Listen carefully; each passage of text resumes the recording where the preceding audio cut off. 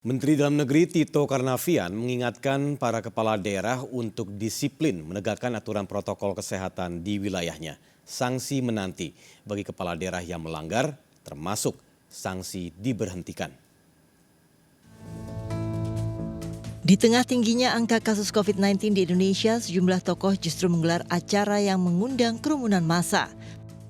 Padahal pemerintah sudah mengimbau untuk tetap menegakkan protokol kesehatan ketat selama pandemi.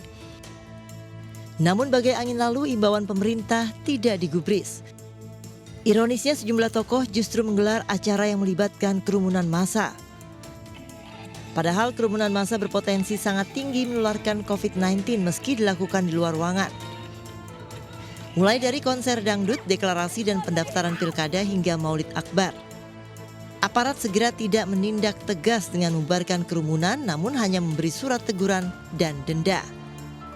Presiden Joko Widodo beberapa waktu lalu bahkan mengingatkan keselamatan warga harus menjadi prioritas.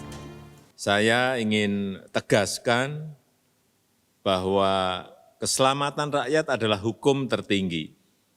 Dan pada masa pandemi ini telah kita putuskan pembatasan sosial, termasuk di dalamnya adalah pembubaran kerumunan.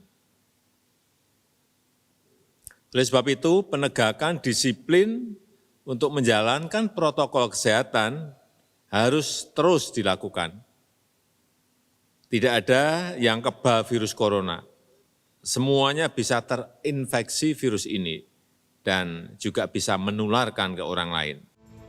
Menteri Dalam Negeri Tito Karnavian meminta pemerintah daerah disiplin menegakkan protokol kesehatan dan tegas menindak pelanggarnya.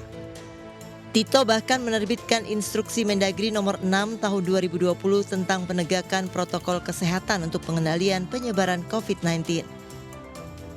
Mendagri bahkan mengancam akan menjatuhkan sanksi bagi kepala daerah jika melanggar sumpah jabatan dan tidak melaksanakan kewajibannya, termasuk dalam penegakan protokol kesehatan. Tidak main-main, sanksi diberhentikan menanti kepala daerah sesuai Undang-Undang Nomor 23 Tahun 2014 tentang pemerintahan daerah, terlebih menjelang pelaksanaan Pilkada 9 Desember mendatang.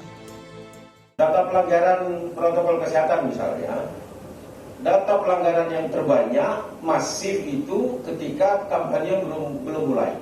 Ya, itu sebelum tanggal 6 September, waktu itu masih ribuan orang berkumpul ketika deklarasi, dan padahal kita sudah memberitahukan bahwa dilarang mengumpulkan massa yang terlalu banyak karena berpotensi menjadi penularan.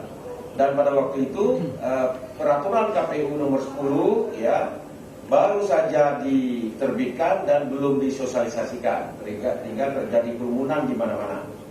Akhirnya apa yang terjadi? Mendagri menegur menegur 82 kepala daerah yang melakukan atau membiarkan juga ikut berkumpul berkerumun karena mengumpulkan massa yang banyak. Tegurannya bukan lisan, Teguran tertulis diberikan Mendagri kepada 82 kepala daerah karena dianggap membiarkan kerumunan massa. Sementara Bawaslu juga sudah menegur 306 pelanggar protokol kesehatan selama masa kampanye pilkada. Di masa pandemi COVID-19, semua elemen diimbau berempati untuk patuh terhadap protokol kesehatan. Protokol kesehatan menjadi upaya maksimal tidak hanya untuk keselamatan diri, tetapi juga orang lain. Dari Jakarta, Tim Liputan melaporkan.